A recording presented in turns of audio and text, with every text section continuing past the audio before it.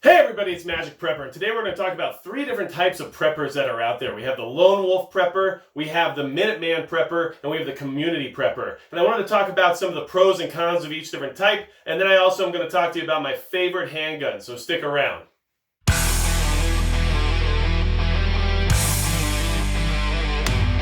So, just to get started, Lone Wolf Prepper. Why is this such a hot topic? So many people get worked up about it.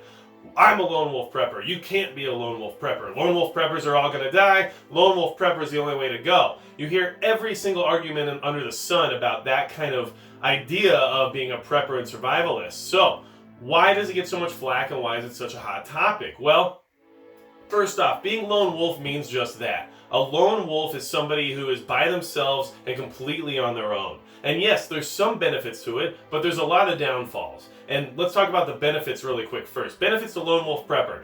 A, you don't have to worry about anyone else coming around and mucking up your plans. There's nobody in your way, there's nobody that's dragging you down. You don't have to worry about liability. Therefore, you're on your own. Every decision made is your decision only. And when it's your life in your hands, I can see the benefit of that. B, when you're a lone wolf prepper, you only have to provide for one person, so there is no necessary extra rations, there's no additional ammunition or anything like that. You're just worried about whatever it is you need. No shelter that's going to, cover more than one person. There's a lot of things that go into play there, and that's going to be beneficial as well.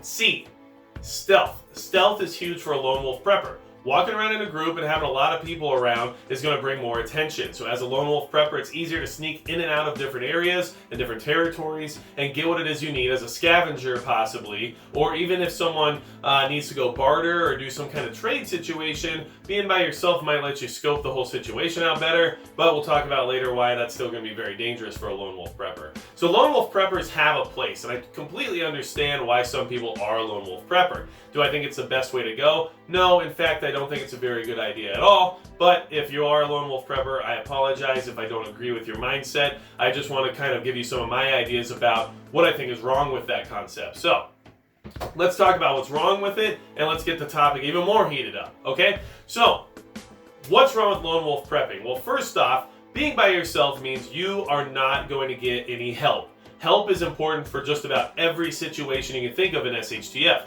especially injury. If you get injured as a lone wolf prepper and you're not the best at suturing yourself up or giving yourself a splint or bandaging yourself or whatever it might be, you're going to have a really hard time surviving. And living by yourself and surviving on your own with a broken leg or a twisted ankle is much, much more difficult than if you have people to help you get by. And let's be honest, we all know and can agree factually that it's more difficult to take care of yourself when you're injured or sick than it is if you have someone else there to help you, okay? So that's the first thing. Secondly, there's no backup, there's no support. If you go into a situation where people are hostile and they want you gone and you're by yourself, there's no one there to have your back. You don't have anyone at your six. There's nobody that can say, hey, watch out. There's nobody that can make sure nobody's sneaking up on you or flanking you. There's nobody that can, make sure there's no sniper action or whatever the heck's going on. And if you're in a barter or trade situation like we were talking about before, how do you know you're not going to get ripped off or mugged? Well, you don't, because there's nobody behind you waiting to see if there's any strange activity about to occur. So those are some of the biggest downfalls of lone wolf prepping. Do I think there's a little bit of freedom involved with not having to worry about anyone else when it comes to making decisions that you have to weigh your life out on? Yeah, I think there's some benefit to that. But I think the benefits are not outweighed by the negatives, and the negatives are huge. You need people to help support you when it comes to foraging, scavenging, growing crops, and when it comes to coming together and building a community. It's just impossible to do as a lone wolf prepper. And as a lone wolf prepper, you're going to be most likely traveling on foot quite a bit if we're in that SHTF scenario we all kind of imagine. And you're not going to be able to establish yourself anywhere because there's no one to watch the perimeter, there's no one to be a lookout, and there's never a chance for you to actually relax and rest your eyes. So that's my first thoughts on lone wolf prepper, okay? The second type of prepper we want to talk about is going to be Minuteman prepper. What is a Minuteman? A Minuteman is someone who's ready in under a minute to jump out the door and go to battle, basically. It's a very patriotic and amazing concept from a long time ago when men were ready to go with their rifles and their gunpowder and everything they needed to go out and take care of themselves, very minimalistic, but at the same time, go ahead and, take the fight to the enemy. And a Minuteman was someone you could call on at any point in time and say, we need you right now, and you could run out the door and go put your strengths forward where they needed to be. So, that being said, is there things that are wrong with being a Minuteman prepper? Well, not necessarily, but if you're only a Minuteman prepper and you're only worried about the idea of having to go into some kind of conflict or battle, then you are probably going to weigh a lot of your preps on things that aren't as important as others. So if you're a Minuteman prepper and all you're worried about is that final phone call of let's go, we gotta roll, or whatever, CB radio or whatever it is you're gonna get, smoke signals, who knows, right? That is going to be a problem. If you're only worried about that, you probably are really heavy in the firearms department. You probably have tons of ammunition. You have a war belt, a chest rig, everything set up and ready to go just to run out the door and go to battle with the expectation of having the additional support and backup of the other guys that are called out to the call.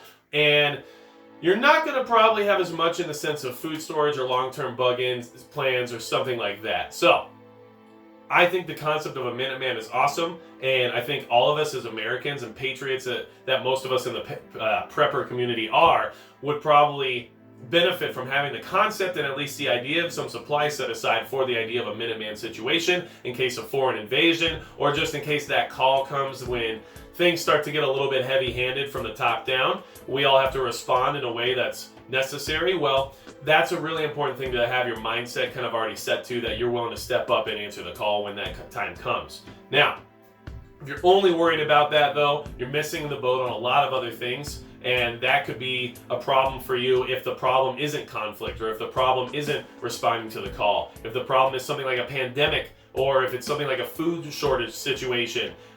Being a Minuteman might not be the same scenario that you thought it was going to be, and you might never get called out to go to battle. You might just be, sitting at your house waiting till the hordes show up. So just keeping that in mind. I have nothing against the Minuteman preppers out there, and I appreciate you guys for being very thick-blooded Americans that are ready to roll out and make things happen when they need to happen. I just wanted to kind of bring attention to maybe some of the negatives of only considering that when you're talking about prepping and survivalism, and whether or not we as preppers should have that mentality. Yes, I think all of us should have, at least in the back of our minds, that there might be a day or a time when the call comes and we have to go Minuteman status, run out our doors, and make sure we're doing our patriotic duty, okay? So, last on the list was community prepper. Community preppers are probably the most beneficial type of prepper to be. As a community prepper, you want to be someone who can form that community, get those people where they need to be, and start rebuilding after SHTF. We all know that's kind of the eventual goal of SHTF scenarios, is to get back on track as a civilization and bring society back from the brink of extinction and try to get everybody back on the same team so we're not out just trying to kill each other and take everybody's stuff, right? So, community preppers have an idea of how to do that beforehand and have a plan in place so that when that time comes and everybody starts to survive and things just kind of level out, they can bring everything back up from the ashes and start creating a new community. And that's a very, very good idea. As a community prepper, you need to be able to rely on other people. You need to understand that people have different skill sets. You need to understand that you can't harvest enough crops to sustain a large group of people by yourself. You can't repair things. You can't fix things. You can't watch your back. You can't go into a place, on your own and have your community not exist and feel like you're just going to be as safe as you would be with a community of 60, 70, 200, 1,000 people. Who knows? But being a community prepper is probably the way to go. It's probably the type of prepper that most people should be and most people should strive for, because we need to be a community. We need people to come together, help each other. We need to survive and rely on each other, and we also need to rebuild whatever it is that we have to come back from once that SHTF scenario happens. And I think a lot of us on YouTube, especially as preppers, are community preppers because we're here to build a community. We're networking, we're trying to meet each other, we're talking to each other, we're getting ideas because we want to be able to have that leg up when that eventual scenario occurs that all of us are prepping for. And for those of you who say, well, that stuff will never happen, SHTF's never going to happen. Well, I feel like it is, and I think a lot of us think it's going to eventually, because you know what? The world's a powder keg. Things are ready to roll at a moment's notice, and if you know anything about anything, you probably have a little bit of concern set aside to say, I don't know if this is going to work forever, and I think that makes you at least a logical person. So, let's talk about community prepping, because that's the one that we should all be gearing towards and what we should be really striving toward. I don't trust a lot of people. I don't like a lot of people. And I understand if you're a lone wolf prepper and you say, I don't want to deal with people. I get it 100%. But you know what? Those people are my dentist, are my doctor, are the guy who fixes my plumbing, are the people who put the roof on my house. You know, there's a lot of people out there that you need to be associated with in order to bring everything back to where it needs to be, you know? And I will not sit here and tell you I'm 100% self-sufficient on my own. I don't think anyone is when it comes to the grand scheme of things, because unless you're some kind of strange Renaissance man that's got every single skill and you know, education under their belt, that means they can be your doctor and your mechanic at the same time. Well, you know, there's going to be a lot of missing holes in trying to rebuild society and rebuild the communities that we all expect to eventually live in. So that's my thoughts on the different types of preppers out there. I do want to go ahead and bust out my Smith & Wesson 686 Pro Series. It's the plus version, which means it has 7 rounds. It's a beautiful gun.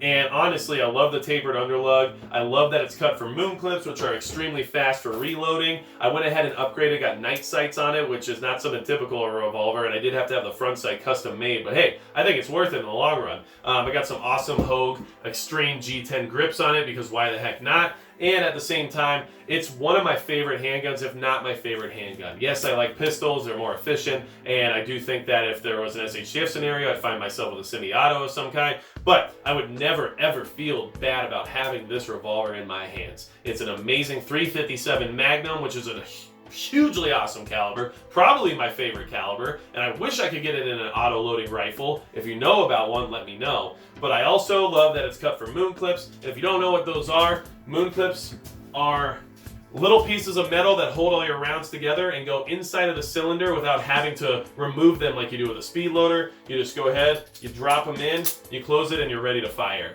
Oh no, it's loaded. Let's all freak out about it. So check it out. My favorite handgun, I'm just going to say it. I'm not going to even question it anymore. Smith & Wesson Model 686 Plus Pro Series. Awesome handgun. If you ever thought about buying a wheel gun, I would definitely suggest this one. It's beautiful. It shoots so well. I think on single action, it's got about a 3-pound trigger. It's amazing, and I love this firearm, and I just wanted to share with you guys, because sometimes we all talk about what's your favorite handgun or what's your favorite rifle. Well, now you know, it's my favorite handgun. So while I get ready to clean that bad boy, because I shot the crap out of it, I'm going to go ahead and sign off. That's going to be it for Magic.